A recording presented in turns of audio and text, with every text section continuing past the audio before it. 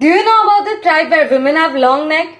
Karen tribe, a Tibeto-Burman ethnic minority of Myanmar, are known for their distinct long neck. They are also called as Pedong tribe or the long neck tribe. They wear rings, majorly brass neck rings, which they believe elongates their neck. But actually, the ring creates an illusion of long neck.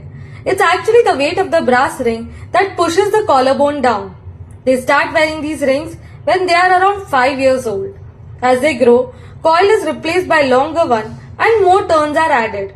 Their long neck have become tourist site which suffices their financial needs. These neck rings were worn to protect them from slavery because they believe that they look unattractive to the other community. But on the contrary, they believe that they look beautiful due to the slender neck in their own community.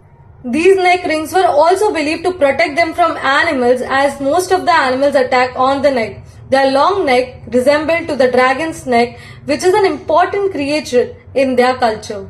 Coiling and uncoiling is a lengthy process. That is why it is only removed to be replaced by a new or a longer coil.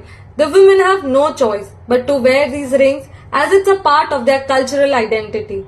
Due to military conflicts in Myanmar, many fled to Thai border, but now they have been re-invited to Kayach state to set up their own tourist village. In 2006, some younger women of Myeongson started removing the neck ring to give themselves opportunity and freedom to education and also to protest against the exploitation and restriction that comes with this culture. Let me know your views on this distinct culture.